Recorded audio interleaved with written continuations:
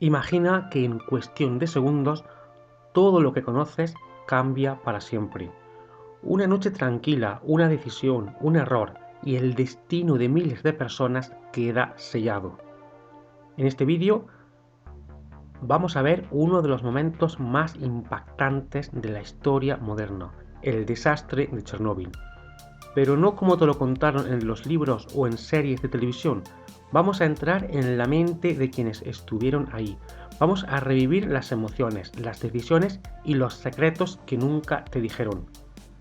Quédate hasta el final del vídeo porque vas a descubrir no solo cómo ocurrió, sino por qué Chernóbil sigue afectando nuestras vidas hasta el día de hoy. Prepárate porque después de este vídeo no volverás a ver la historia de Chernóbil igual. 26 de abril de 1986. Pripyat, Ucrania, una ciudad joven, viva, donde la mayoría de sus habitantes eran trabajadores de la planta nuclear de Chernóbil. Era una noche serena. Las luces de los apartamentos parpadeaban a lo lejos, mientras familias enteras dormían profundamente, soñando con un futuro brillante que jamás llegaría. En la sala de control del reactor 4 se realizaba un experimento, un procedimiento que en teoría debía mejorar la seguridad del reactor. Pero aquella noche la teoría y la realidad tomarían caminos opuestos. Bajo órdenes superiores y con una mezcla peligrosa de confianza, fatiga y presión, los operadores llevaron el reactor a un estado inestable. Variables críticas ignoradas, alarmas silenciadas, protocolos rotos, uno tras otro. Entonces, en un instante irreversible, a las 1:23 y 40 segundos de la madrugada, un estruendo cortó la noche. La tapa de 2000 toneladas del reactor fue volada por los aires. Una segunda explosión siguió inmediatamente después.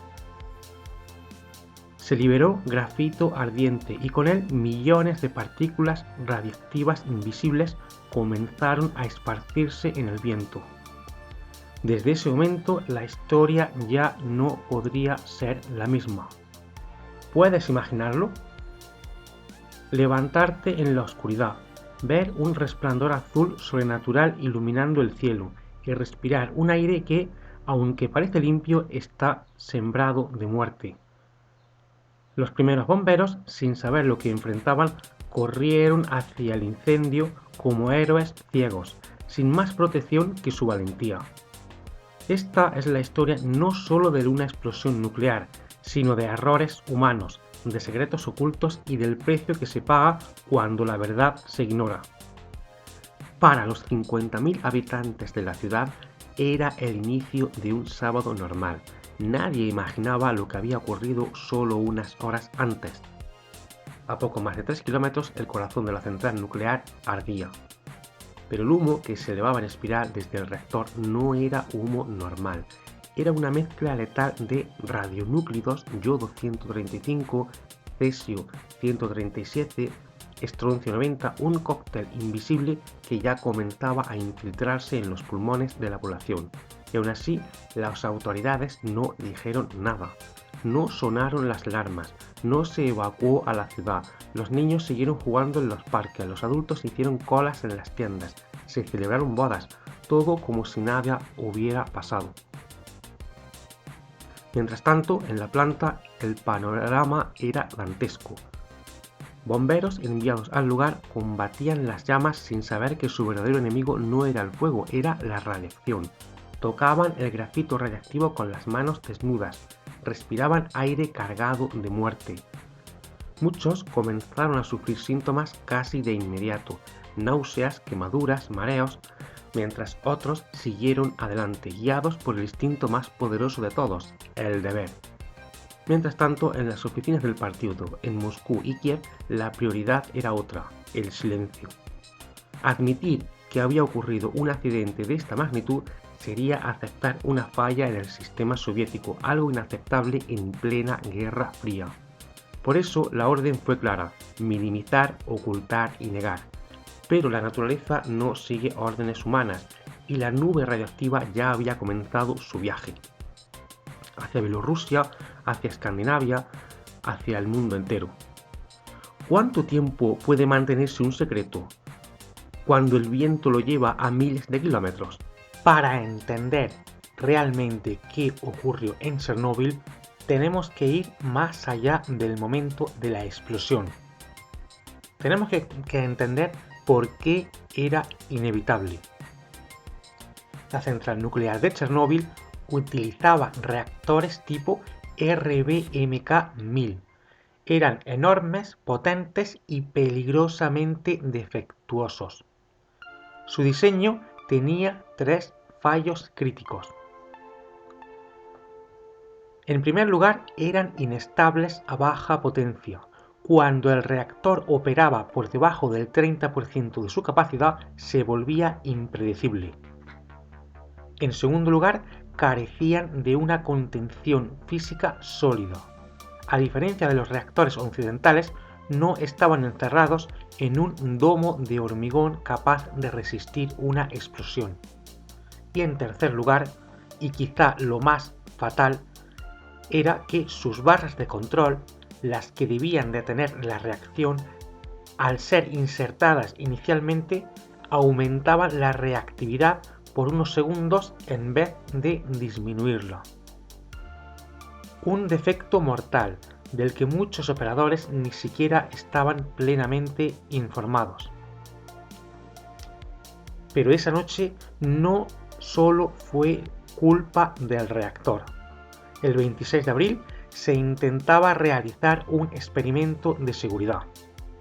Querían saber si, en caso de un corte eléctrico, el propio giro de las turbinas podría generar suficiente electricidad para alimentar las bombas de agua durante unos segundos críticos hasta que los generadores diésel entraran en acción. Una prueba importante, sí, pero la forma en que se llevó a cabo fue un desastre. El experimento debía hacerse durante el día, con el equipo más experimentado, pero fue retrasado y terminó realizándose de madrugada, con un turno de noche menos capacitado. Para simular la emergencia, redujeron manualmente la potencia del reactor, demasiado rápido, llevándolo a un nivel peligrosamente bajo. Cuando intentaron recuperar potencia, el reactor respondió de forma errática. En vez de detener todo, insistieron en seguir adelante. Además, desactivaron varios sistemas automáticos de seguridad, dejando al reactor casi indefenso. Llegados a este punto, el RBMK era una bomba de tiempo. A las 1 de la mañana, 23 minutos y 4 segundos, se dio la orden de insertar las barras de control para frenar el reactor. Pero en lugar de detenerlo, debido al defecto en el diseño que hemos visto antes, hizo que la potencia se disparara brutalmente. En apenas 6 segundos el reactor pasó de una operación inestable a una reacción nuclear descontrolada. Y luego la explosión. Una combinación mortal de un reactor defectuoso, errores humanos, presión política y arrogancia tecnológica. Y lo peor aún estaba por llegar. La explosión ocurrió a la 1:23 minutos de la madrugada del 26 de abril. Pero no fue hasta la tarde del 27 de abril, más de 36 horas después, cuando se ordenó finalmente la evacuación de Pripyat. En ese tiempo, la ciudad vivió como si nada hubiera pasado. Los niños jugaban al aire libre, algunos se bañaban en los ríos, nadie llevaba mascarillas, nadie fue advertido. Pero el aire estaba cargado de partículas radiactivas. La radiación en algunas zonas era miles de veces superior al nivel seguro. Los médicos empezaron a ver síntomas extraños, vómitos, quemaduras, mareos, en bomberos, en trabajadores, en civiles. Aún así, el gobierno guardó silencio, ni siquiera se alertó a otras ciudades. La razón, política. La imagen de la Unión Soviética no podía permitirse una catástrofe así. Cuando finalmente se tomó la decisión de evacuar, ya era demasiado tarde para muchos. El 27 de abril a las 2 comenzó el anuncio por megafonía. Ciudadanos de Pripyat, por razones técnicas será necesario evacuar temporalmente la ciudad. Lleven documentos, algo de comida y ropa para 3 días. Nadie sabía que nunca regresarían. En unas pocas horas, más de 1.100 autobuses evacuaron a los 50.000 habitantes. Dejaron atrás sus casas, sus mascotas, sus recuerdos, creyendo que volverían. Pero Pripyat quedó sellada para siempre, convertida en ciudad fantasma. Y aún entonces el mundo seguía sin saber la magnitud del desastre. La nube radiactiva ya se había esparcido por Europa y el Kremlin aún no decía la verdad. Внимание, внимание! Уважаемые товарищи! Городской совет народных депутатов сообщает, что в связи с аварией на Чернобыльской атомной электростанции в городе Припяти складывается неблагоприятная радиационная обстановка.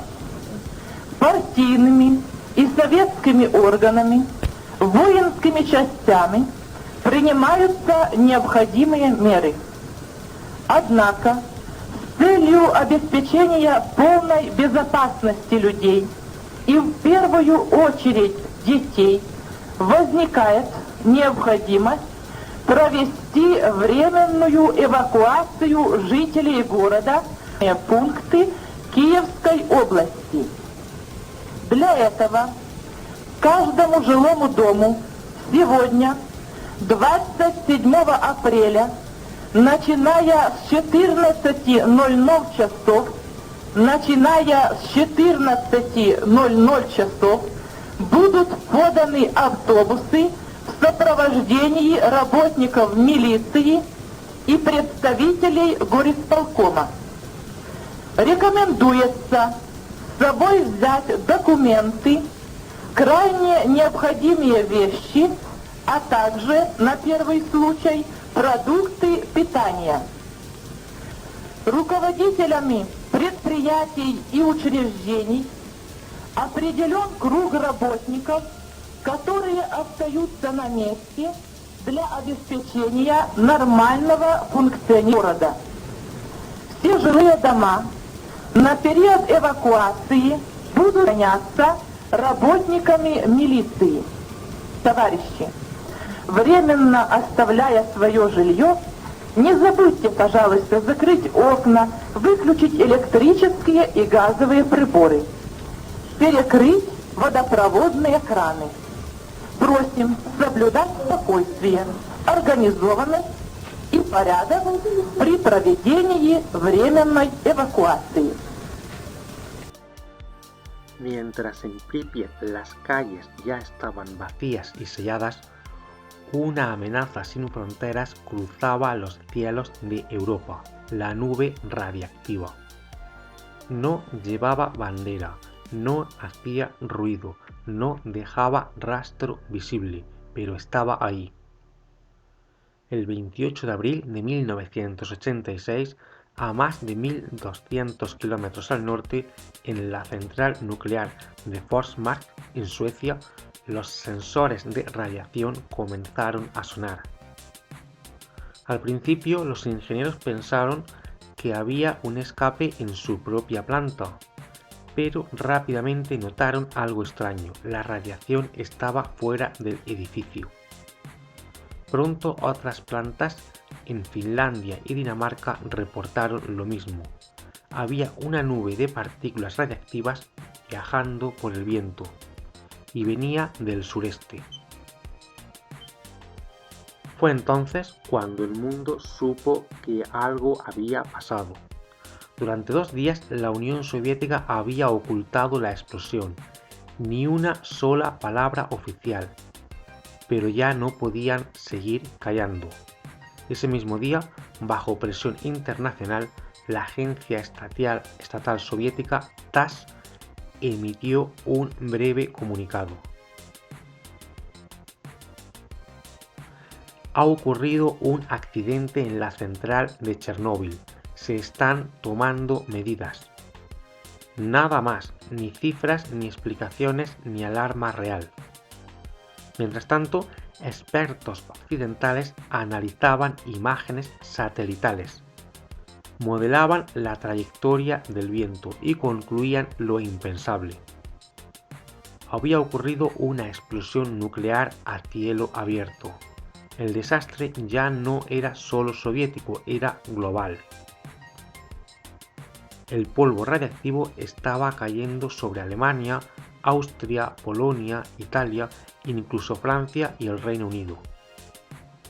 Millones de personas comenzaron a escuchar por primera vez una palabra desconocida: Chernóbil, y nadie sabía aún cuán profunda era la herida. Cuando la nube radiactiva ya cubría media Europa, el gobierno soviético seguía actuando como si todo estuviera bajo control. En realidad, ni siquiera ellos sabían cuánto daño se había desatado. El Comité Central, los altos mandos del Partido Comunista y los técnicos de Moscú recibían informes contradictorios, manipulados o directamente falsificados. ¿Por qué? Porque en la Unión Soviética decir la verdad era peligroso. Quien daba malas noticias quedaba señalado. Quien admitía fallos arriesgaba su carrera o su libertad. Así que muchos altos cargos minimizaron la magnitud del accidente, incluso cuando sabían que el núcleo del reactor estaba totalmente expuesto. Algunos informes internos hablaban de una situación difícil, pero no mencionaban la fusión del núcleo, ni las emisiones radiactivas incontroladas. El resultado: miles de personas en pueblos cercanos siguieron viviendo, cultivando, bebiendo agua contaminada, sin saber que estaban recibiendo dosis letales de radiación. En Kiev, capital de Ucrania, y a solo 130 kilómetros de Chernóbil, el 1 de mayo se celebró el tradicional desfile del Día del Trabajador. Bajo un cielo contaminado, niños desfilando, familias aplaudiendo, banderas ondeando. Mientras tanto, las mediciones reales se ocultaban, los manuales de emergencia eran ignorados y el mundo científico internacional era mantenido en la oscuridad. La prioridad no era salvar vidas, era salvar la imagen de la Unión Soviética. Ese pacto de silencio costó miles de vidas y marcó el inicio de un colapso más profundo, el de la confianza en el Estado. Porque una catástrofe nuclear puede destruir ciudades, pero una mentira oficial destruye generaciones. Muchos creen que Chernóbil fue una tragedia del pasado, que todo terminó cuando se apagó el fuego, cuando evacuaron Pripyat o cuando pusieron el sarcófago de hormigón sobre el reactor 4. Pero no terminó. Chernóbil sigue hoy. La zona de exclusión, un territorio de más de 2.600 km², permanece cerrada. Es un mundo detenido en 1986, escuelas abandonadas, juguetes en el suelo, relojes que marcaron la última hora. A día de hoy, nadie puede vivir allí de forma segura y no podrá hacerse en siglos. En Bielorrusia, Ucrania y Rusia, cientos de miles de personas sufrieron y aún sufren las consecuencias de la radiación. Cánceres, malformaciones, daños genéticos. Las cifras oficiales hablan de 4.000 muertes. Las reales podrían ser decenas de miles, quizá más. Niños que nacieron con enfermedades incurables, familias que jamás regresaron a sus hogares, personas que aún hoy en silencio cargan con un daño que no se ve. Y el reactor aún está allí, cubierto por una nueva estructura, el nuevo sarcófago terminado en 2016. Pero bajo esa gigantesca cúpula de acero, la amenaza sigue viva. Chernóbil no es solo un accidente nuclear, es un símbolo de advertencia, de lo que ocurre cuando la tecnología avanza más rápido que la ética, de lo que pasa cuando el poder oculta la verdad, de lo que somos capaces de destruir cuando dejamos de escuchar, porque Chernóbil no es el pasado, es una advertencia del futuro. Chernóbil no fue el final, fue el comienzo de una advertencia que aún hoy no hemos aprendido a valorar.